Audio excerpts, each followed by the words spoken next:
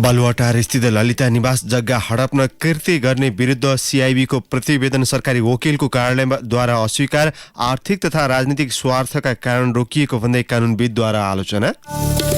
संसद लामो समयदेखि चल्न नसक्दा कोरोना नियन्त्रण सम्बन्धी कानुन नै अलपत्र। सीमा नाकामा कोभिड निगरानी न्यून।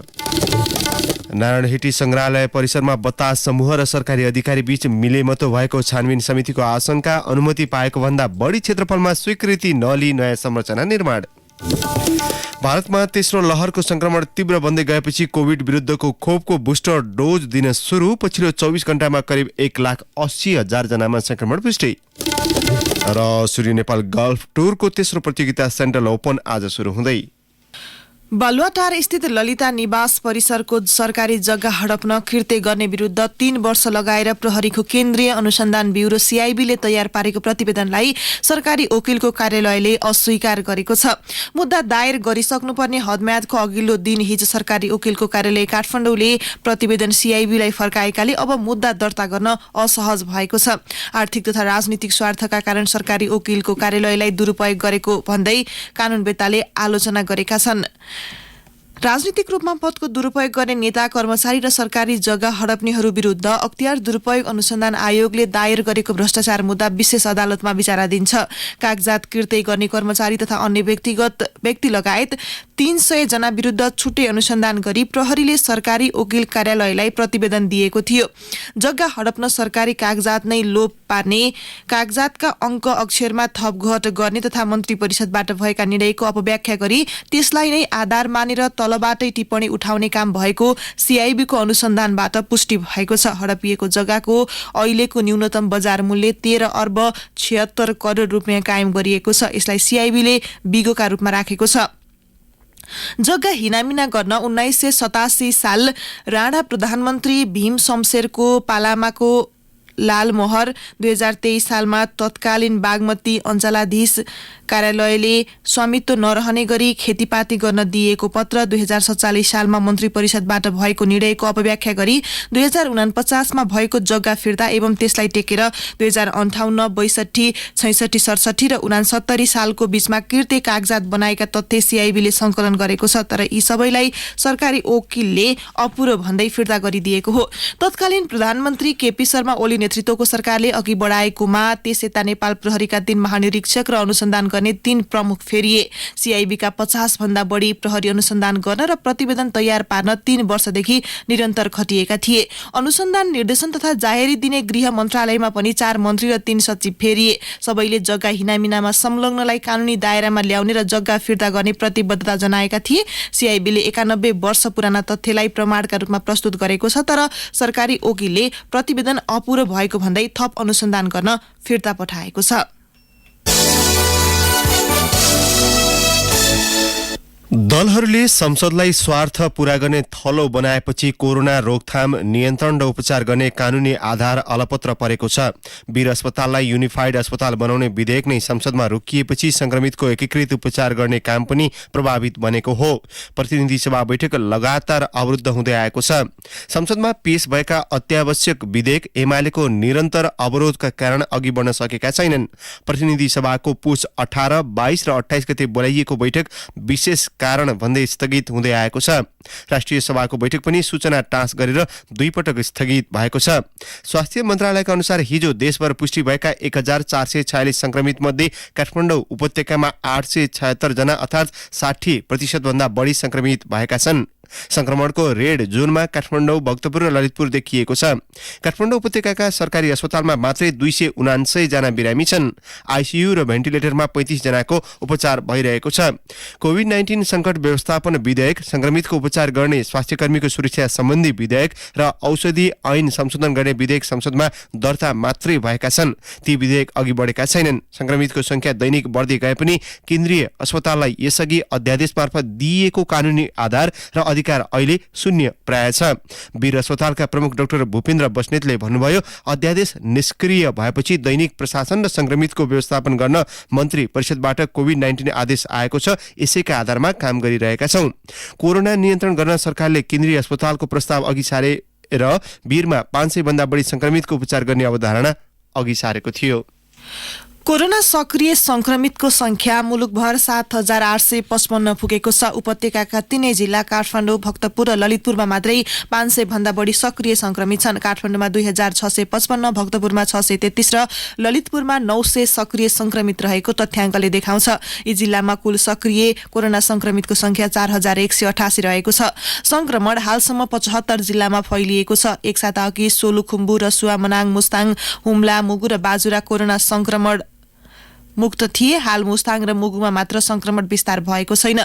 शुक्रराज ट्रपिकल तथा सरुवा रोग अस्पतालका रिसर्च युनिट संयोजक डाक्टर शेरबहादुर पुनले संक्रमण बढ्दै जानुमा ओमिक्रोन नै हो भनेर ठ्याक्कै भन्न नसकिने बताउनुभयो। उहाँका अनुसार दक्षिण अफ्रिकामा देखिएको ओमिक्रोन भेरिएन्टमा सामान्य जिउ दुख्ने, खोकी लाग्ने, टाउको दुख्ने लक्षण थियो। बेलायतमा पनि उस्तै लक्षण, थकित हुने, नाकबाट पानी बग्ने, जिउ दुख्ने देखिएको छ। उहाँले भन्नुभयो ओमिक्रोनको लक्षण रुवाखोकीसँग धेरै मिल्छ।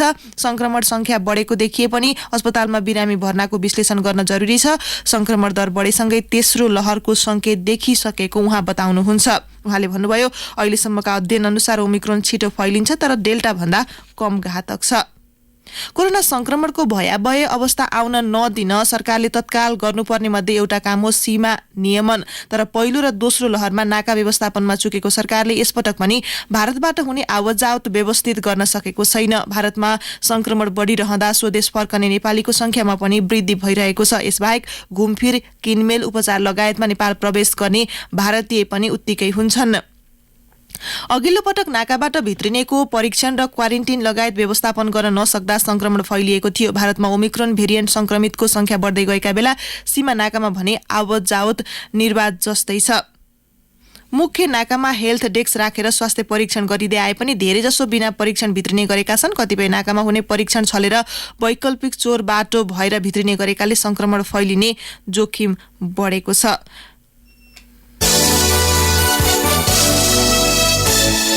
नारायणहिटी दरबार संग्रहालय परिसरमा रेस्टुरेन्ट सञ्चालनका लागि गरिएको ठेक्का प्रक्रियाबारे छानबिन गर्न गठित समितिले संस्कृति, पर्यटन तथा नागरिक उड्डयन मन्त्री प्रेम आलेलाई प्रतिवेदन बुझाएको छ। निर्माण कम्पनी बी म्यानेजमेन्ट प्रणालीले अनुमति पाएको भन्दा बढी क्षेत्रफलको जग्गामा स्वीकृति नलिई नयाँ संरचनाहरू निर्माण गरेकाले तत्काल सो कार्य रोक्न छानबिन समितिले सुझाव दिएको हो। छानबिन प्रतिवेदनमा उल्लेखित सुझावबारे समितिका संयोजक होमप्रसाद लुइटेलले भन्नुभयो, दरबार विकास समितिको पूर्व स्वीकृति नलिई अनुमानित करिब 14 रोपनी क्षेत्रफल रहेको जग्गामा थप नयाँ संरचनाहरू निर्माण भएको देखिन्छ। दोस्रो पक्षको रूपमा रहेको बी म्यानेजमेन्ट प्रणालीले अनुमति पाएको भन्दा बढी क्षेत्रफलको जग्गामा स्वीकृति नलिई नयाँ संरचनाहरू निर्माण गरेको देखिएकोले निर्माण कार्य तत्काल रोकी सम्बन्धित निकायबाट आवश्यक कारबाही हुनुपर्ने देखिन्छ। यसैगरी एकै परिवारको शेयर भएको 3वटा कम्पनी बीच प्रतिस्पर्धा गराएर ठेक्का लगाएको भन्दै छानबिन समितिले ठेक्का सम्झौता कार्यमा एक आपसमा मिलेमतो भएको हुन सक्ने जनाएको छ। समितिका संयोजक लुइटेलले भन्नुभयो, एउटै परिवारभित्रका शेयर सदस्यहरू रहेका 3वटा फर्मका बोलपत्रदाताहरू आपसमा मिलोमतो गरी न्यूनतम मूल्याङ्कन रकम रु 2,20,440 रुपियाँ 26 पैसा भन्दा रु 1,177.74 पैसा मात्र बढी कबुल गरी सम्झौता गरेको देखिँदा ठेक्का सम्झौता कार्यमा एक आपसमा मिलोमतो भएको हुन सक्ने देखियो। छानबिन प्रतिवेदन बुझ्दै पर्यटन मन्त्री प्रेमबहादुर आलेले मिले मतोमा ठेक्का लगाउनेलाई कारबाही गर्नु नै छानबिन समिति बनाएको बताउनुभयो। मन्त्री आलेले समितिबाट प्राप्त सुझावका आधारमा आवश्यक अनुसन्धान गरी कारबाही गर्ने प्रतिबद्धता जनाउनुभयो। छानबिन गर्ने र कारबाही गर्नको लागि नै म यहाँ आएको छु। त्यसो भएको हुनाले अब यो प्रतिवेदनबाट समग्रमा सबै कुरा यहाँ आइसकेको छ।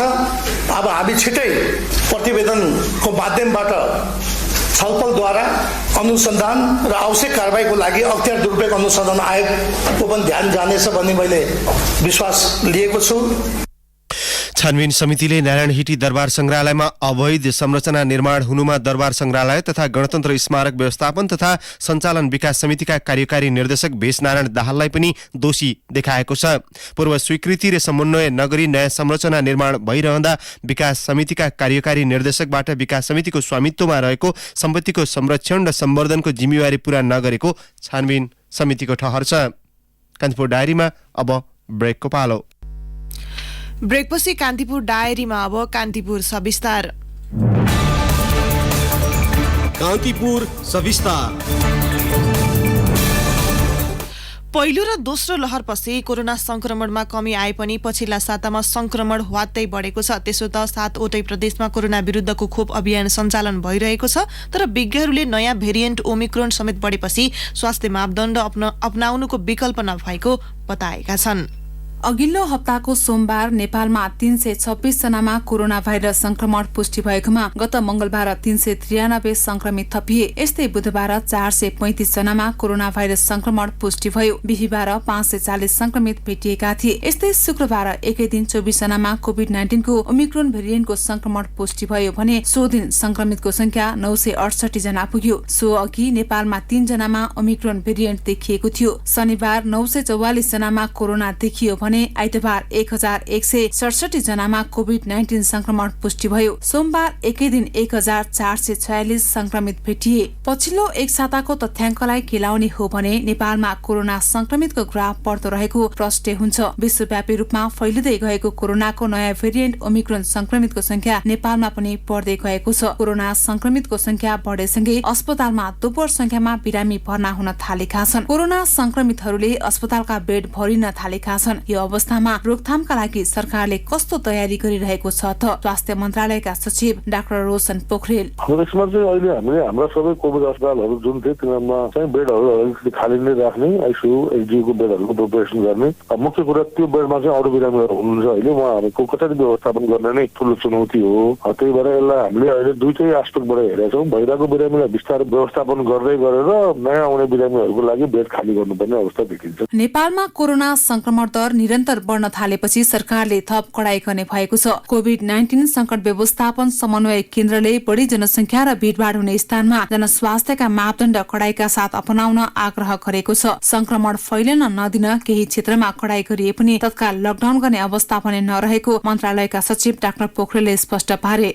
लकडाउन गरे पनि नगरे पनि ओपनै राखे पनि एक न एकचोटि यसले धेरै मान्छेलाई अफेक्ट गर्छ भनेर बाहिरको डिजाइनहरू देखाइरहेको छ। त्यो कारणले गर्दा हामी लकडाउन भन्ने प्रिन्सिपल छैन। अलिक स्मार्ट तालले कुन खोल्ने कुन बन्द गर्ने हिसाबले इकोनोमी पनि चलोस् र स्वास्थ्य पनि धेरै गम्भीर असर नपरोस् भन्ने हिसाबले अगाडि बढ्न खोजेको। कोरोना रोकथामका लागि केन्द्रीय सरकारले कडाई गरेसँगै प्रदेशहरू पनि पूर्व तयारीमा जुटेका छन्। विशेषतः खोपको भण्डारण गर्न तथा खोप अभियान सञ्चालन गर्न यति बेला प्रदेश सरकारहरू जुटेका छन्। ती मध्ये प्रदेश 1 मा 50,92,146 डोज खोप भण्डारण गरिएको छ। खोप अभियान बारे थप जानकारी दिँदै प्रदेश स्वास्थ्य निर्देशनालयका खोप फोकल पर्सन उद्देश्य श्रेष्ठ। झापा, मोरङ, सुनसरी 3टा जिल्लामा मोरना खोप 12 देखि 17 वर्षकालाई विद्यालय केन्द्रित खोप केन्द्र मार्फत तत्कालै अब 2 दिन पछाडि हुन्छ। अब खोप आउँदैछ होइन, त्यो बाँड्दै जान्छ। हामी कसलाई पुग्छ फेरि गर्छौँ।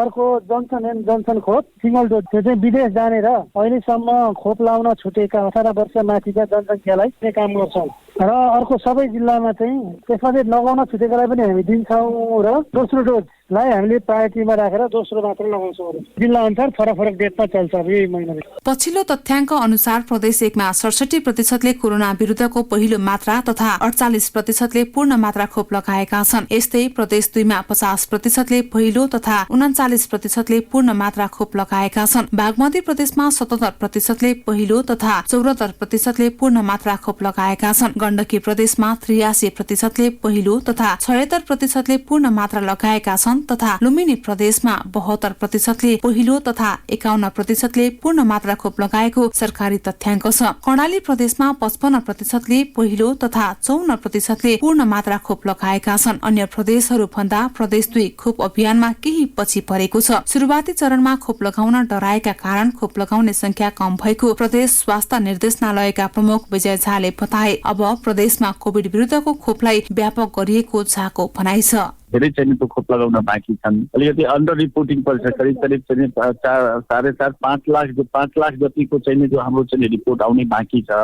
खोप लगाइसकेको अन्डर रिपोर्टिङ पनि छ। त्यो आइसकेपछि चाहिँ 6% चाहिँ हाम्रो त्यो चाहिँ बढ्छ र अझै चाहिँ लगाउने खोप लगाउँदैछन्। त्यस कारणले गर्दाखेरि अब मान्छेहरू चाहिँ हामीले प्रचार प्रसार पनि गरिरहेका छौँ। यता लुम्बिनी प्रदेशमा कोरोना नियन्त्रणका लागि निरन्तर रूपमा खोप अभियान चलाइरहेको प्रदेश सरकारले जनाएको छ। कोरोना खोपबारे थप जानकारी दिँदै सो प्रदेश स्थित स्वास्थ्य जनसंख्या तथा परिवार कल्याण मन्त्रालयका कोभिड फोकल पर्सन कौशल भण्डारी, अहिले प्रदेशमा स्टक हेर्ने भने हामीसँग 5,24,293 स्टक छ, तर खोप चाहिँ 17 वर्षदेखि माथिको लाउनलाई जति पनि प्रशस्त छ। सेकेन्ड डोज लगाउनको लागि हामी अहिले जिल्लामा लगाइराख्नु भएको। कोरोना नियन्त्रणका लागि केन्द्रीय तथा प्रदेश सरकारले काम अघि बढाएका छन्। पहिलो र दोस्रो लहरको कोरोना संक्रमण पार गरिसकेकाले तेस्रो लहरको जोखिमबाट बस्नु पर्नेछ। त्यसका लागि सबैभन्दा पहिला स्वास्थ्य मापदण्डलाई पालना गर्दै व्यक्ति आफै सचेत हुन जरुरी छ। त्यस्तै उपलब्ध भएका स्थानमा पुगेर खोप लगाउन समेत विज्ञहरूले सुझाव दिँदै आएका छन्। रेडियो कान्तिपुरका लागि जिल्ला संवाददाताहरूको सहयोगमा सुनिता पोखरेल। कान्तिपुर सविस्तार।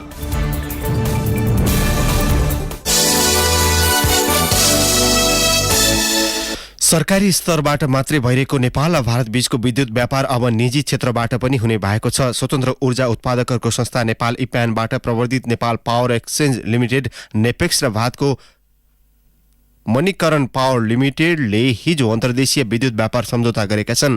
इप्यानले आयोजना गरेको नेपाल पावर समिट 2022 का क्रममा दुई कम्पनी बीच यस्तो सम्झौता भएको हो। सम्झौता पत्रमा नेपेक्सका तर्फबाट प्रबन्ध निर्देशक आशिष गर्ग र मणिकरणका तर्फबाट प्रबन्ध निर्देशक नवदीप सिंहले हस्ताक्षर गर्नुभयो। दुई कम्पनी बीच भएको सम्झौता अनुसार वर्षायाममा बढी भएको अधिकतम 500 मेगावाटसम्म बिजुली भारतमा बिक्री हुनेछ। नेपेक्समा मणिकरणको पनि 15% लगानी रहेको छ। कान्तिपुर डायरीमा पुनः ब्रेकको पालो। अब आर्थिक प्रसंग। वस्तुको प्रत्यक्ष बिक्रीका नाममा भइरहेको नेटवर्किङ व्यवसायबारे संसदको उद्योग तथा वाणिज्य र श्रम तथा उपभोक्ता हित समितिको निर्देशन शंकास्पद देखिएको छ।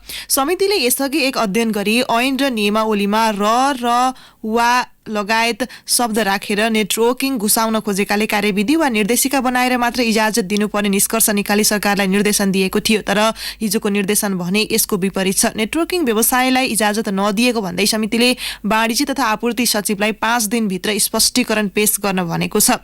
समिति बैठकमा सोमबार सभापति विमल श्रीवास्तवले भन्नुभयो, हाम्रो निर्देशन अनुसार 2वटाले लाइसेन्स पाइसके, धरौटी बुझाइसकेका थप 2वटालाई लाइसेन्स नदिनुको कारण के हो भनेर 5 दिनभित्र स्पष्टीकरण माग्ने निर्णय भएको छ।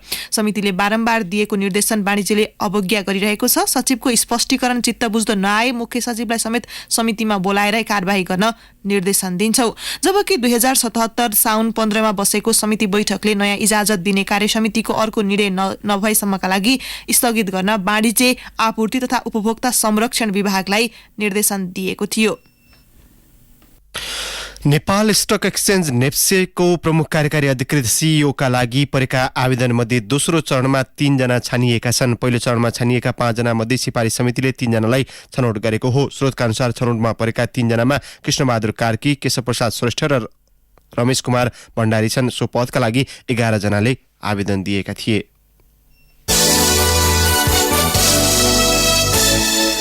अब अन्तर्राष्ट्रिय प्रसंग। तेस्रो लहरको संक्रमण तीव्र बन्दै गएपछि भारतले कोभिड विरुद्धको खोपको बुस्टर डोज अभियान शुरू गरेको छ। पहिलो चरणमा स्वास्थ्यकर्मी, कोभिड विरुद्ध अग्रमोर्चामा खटिएकाहरू तथा 60 वर्षभन्दा बढी उमेर समूहका जटिल रोगीलाई खोपको बुस्टर डोज दिन शुरू गरिएको अधिकारीहरूले जनाएका छन्। पछिल्ला दिनहरूमा भारतमा कोभिड-19 को नयाँ भेरिएन्ट ओमिक्रोनको फैलावट बढिरहेको अधिकारीहरूले जनाएका छन्।